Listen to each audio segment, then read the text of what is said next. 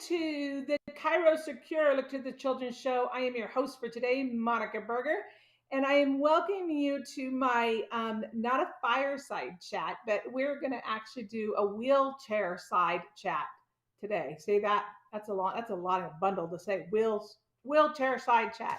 So I got all spiffied up for you all with my new tattoo and everything. As some of you know, I took a pretty harsh, nasty fall during the holidays, and I've had some pretty significant injuries. So I'm coming to you today from a different view in my wheelchair with Elizabeth. Here we go. She is here with me. She's been keeping me company and keeping me on target here. So thank you, Cairo Secure, for giving us this platform.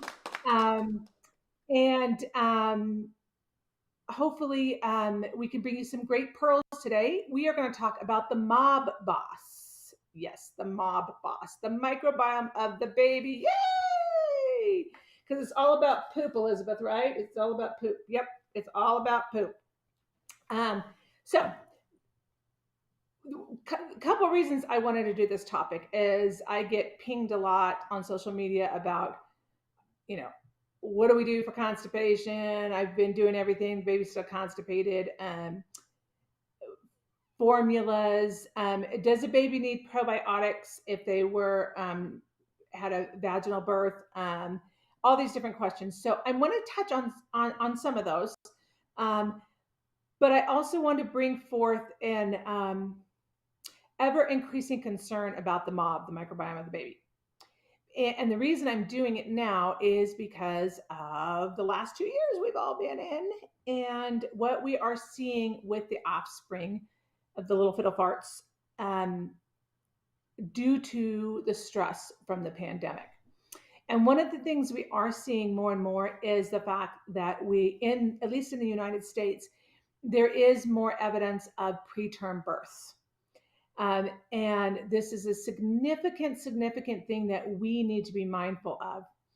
And one thing in particular with regard to if a baby isn't breastfeeding, because there's another thing we're seeing is there is a decrease in breastfeeding and bonding in this COVID generation, which is often leading to the usage substitutions with formulas. And this is going to be a key thing that we're going to cover today, what we really need to understand about all this. So let's dig in and dive in. And Elizabeth is going to keep me on track here, hopefully.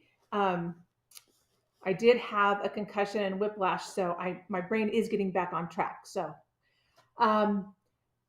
preterm birth is considered anything less than 37 weeks, okay? Now let's be mindful of a couple of things. Most cesarean sections in this country happen at about 38 weeks. So 37 weeks and earlier is considered preterm.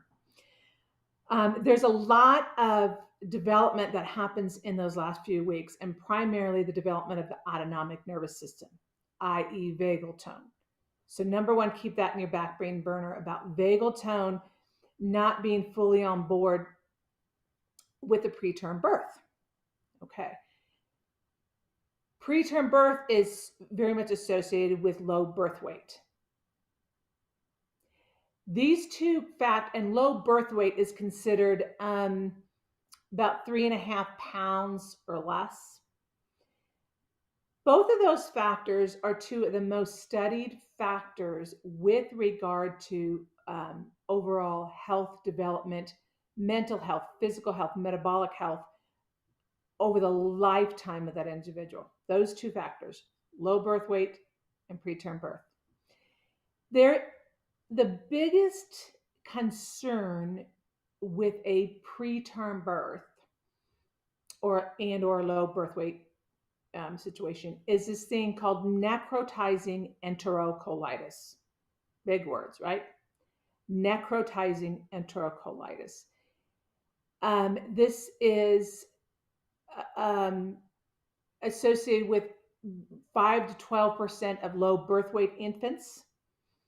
It can lead to surgery 20 to 40% of the time because it's basically intestines are so inflamed that they start necrotizing.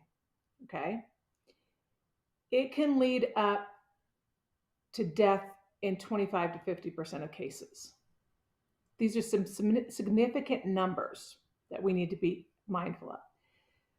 So that little fiddle fart is born preterm with an immature gut that tends to have an inflamed lining. The immune system function is maladapted. Okay, because we know 80%, 70, 80% of the immune system's in the gut. So they're more predisposed to ear infections and upper respiratory infections and what have you, and more likely subjected to antibiotic early in life, which is this cluster of symptoms we tend to see with our kids with neurodevelopmental challenges. Okay, so one, we need to be mindful that those last few weeks count and be taking a good history of when, how many weeks gestation when brought into this life. Two, we need to be mindful that the autonomic nervous system, i.e. vagal tone, may not be fully on board because it matures in that last trimester. Vagal tone is going to be important for the inflammatory response and those tight junctions, not letting bad juju cross the gut barrier. And in this thing called necrotizing enterocolitis, we refer to as NEC for short, neck. One of the things that is so detrimental to the potential life of this child is the fact that bacteria and such can cross the gut lining and end up in the bloodstream. So now we have this higher percentage of little fiddle farts being born at a preterm status because of the prenatal stressors of mom, especially in this last 2 years. Less likely to breastfeed, less likely to bond. One big factor about this neck is there's a big association. Here's a real big flasher for you. Is that it is very much associated with the introduction of cow's milk formulas in the preterm infant. Okay, and this is why I want to bring this forth, because it's becoming more and more of an issue. So much so that there are some litigation suits out there against a couple formulas companies because of they should have a warning on there that these are not appropriate for preterm infants. But as far back as 1990, one study came out in Lancet, journal Lancet, that there was an association with the preterm birth and introduction of formulas and the cow's milk proteins leading to this necrotizing enterocolitis. So some of you might be thinking, well, as chiropractors, I don't have to think about all that medical stuff. But we're seeing so many little fiddle farts in our offices that aren't breastfeeding well and might be on formulas. This is a critical thing that we should keep in the back of our minds, because when this happens and there's inflammatory responses in the gut, yes, it might lead to those bad things. Up to 50% it can be fatal. 20 to 40% need surgery, excision of part of the intestines. But from our perspective, from a preventative developmental perspective, what you also need to understand is there's options other than cow's milk formulas. I refer a lot of people to, if they can't get a breast donor, a donor milk, need donor milk. And there is some evidence as well that having moms or donor moms off of cow's milk is important as well. But we can refer them to some homemade recipes. Weston A. Price Foundation, the Weston A. Price Foundation, you can Google it, homemade baby formulas. I've given this out actually recently quite a bit, and people are messaging me back, oh my gosh, it's made a world of difference for my little baby. So these are things we should be mindful of. What are options out there? So Weston A. Price is a great one to look at homemade formulas. It's a little bit laborious on the parents, but to understand the long-term implications of this little fiddle fart, okay? Born premature, introduced into formulas too soon, inflammatory response in the gut, and that we know, and we are already seeing in the COVID generation, the dismaturation with fine, gross motor skills and social motor skills. This is all connected to the mob boss, the microbiome of the baby. Okay?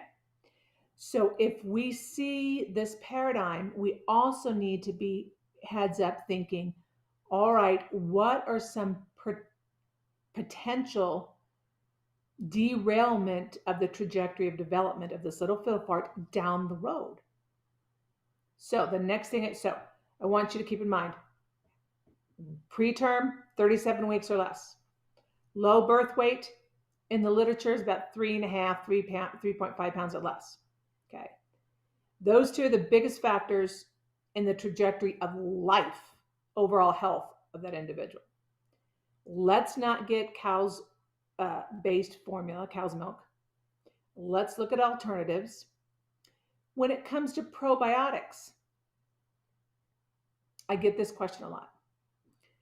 Well, if mom's quote unquote healthy and baby is born vaginally, why would there be a need for probiotics? Let's back that card up a little bit. A, if mom is stressed at all, it is going to affect her microbiome. You guys figure out who's stressed right now, okay? It is going to affect her microbiome. So if baby is born vaginally, baby inherits mom's microbiome. If she's stressed, not going to be so stellar. Cesarean section, and plus, we know that the vaginal microbiome can be dysregulated in mom if she's stressed. So even if baby's born vaginally. And of course, cesarean section, that's another concern as well. So with regard to probiotic, here's your next pearl.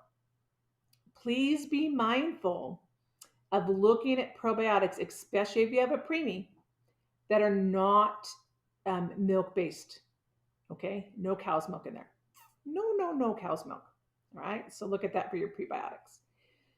Vitamin D is also so frequently depleted or below baseline on most individuals, especially if you look if they're above the equator line. All right. So vitamin D is very essential in healing the gut as well. So baby little fiddle fart might need about 400 IUs of vitamin D can be very helpful, and vitamin A as well. It's a little trickier to get down a little fiddle fart, but these are things that are going to help heal the microbiome. Of course, the chiropractic adjustment is golden. The other thing you're going to see in these preemies, less peristalsis. And these are the cases that can be really frustrating when people say, I'm adjusting, and they're still constipated. Especially on that preemie, I want you to think that vagus nerve hasn't jumped into gear yet. And especially if mom's breastfeeding and taking in cow's milk, or if there's any kind of cow's milk in that little fiddle fart's diet, you need to get it out. Okay, so those are some good pearls. We know that the microbiome, like I said, we're getting the studies already with the COVID generation about fine, gross motor delays and social engagement delays. The microbiome is very, very much associated with all of those. Okay, so let's lay down a good foundation and good tone for that child. If the microbiome, if that mob boss is keeping that intestines inflamed, the little fiddle fart is not going to be able to absorb key nutrients for brain building. they're not going to have the metabolic capacity for neuroplastic development. Okay, so they might not be able to. They might not present with good tone and be able to get into postural positions that are needed for brain building. Okay, so probiotics, no cow's milk. Vitamin D, vitamin A, both very essential for healing the gut. Social engagement with mom, with caregivers in general. Weston A. Price, homemade formulas, look at those. So those are some key tips I wanted you to be mindful of as we start to see maybe more struggles in the environment we're now practicing in. The other thing that you may see is a lot of extension. Okay, that baby just wants to be, and this can be mistaken as, oh my gosh, my baby's so strong. They're upright already. They're holding their head upright. They're looking around, right? That tone and that extensor tone, okay, can be a few things. One, it can be that baby's actually got intestinal dysbiosis, inflammation in the gut, and GERD. Reflux is often associated with that extensor tone. And sympathetic dominance is said to be associated with more of that extensor tone. So it's not necessarily, baby's got this going on. It can be a neuroexpressive pattern of distress. Okay? So take home pearls. Get a good history. How many weeks at gestation were they born? What was their birth weight like? Did they latch? Are they breastfeeding? Is mom having cow's milk? Are they formula fed? Are they showing low tone? What is fine and gross motor looking like? How can you heal the gut? A prebiotic. You can message me on suggestions of consumer products that I use, of vendors that I use for a prebiotic. It can be very good. You can simply swab these in the cheeks of the baby, or you can put them on the nipple of mom as she's breastfeeding and get them in there. Prebiotic or probiotic, nothing cow's milk based, vitamin D and vitamin A. Okay. On dosing of prebiotics or pre and probiotics or anything, I will usually go, depending on how distressed the little fiddle fart is, I will start out at either a quarter or half a dose just to titrate it in slowly and see how they respond. And then slowly titrate them up to the recommended dose if they can handle it. So that's some things that you can consider. And you might want to split those doses. Let's say a probiotic calls for a quarter teaspoon. I might do an eighth of a teaspoon in the morning and work them up to an eighth of a teaspoon in the morning and to eighth of a teaspoon at night. Okay, but start out maybe with an eighth of a teaspoon, and you just work them up. So hopefully that is some good pearls to think about, but please, this is an incredibly, incredibly poignant topic given the times that we're living in. All right. So that's it for me today. That's it for me and Elizabeth. We're going to go have a ride on a wheelchair, and you are going to see Dr. Eric Kowalke the first Thursday of the month of February, and I'll be back the third Thursday, hopefully a little bit more weight bearing bound by then. But until then, you guys keep being amazing, keep saving lives. Please keep these important pearls on your back brain burner so we can be out there and turn the tide and change more lives. Again, ChiroSecure, you're awesome. Thank you for giving us this opportunity to share a few pearls of wisdom. Until next month, we'll see you then. Happy Valentine's Day by then.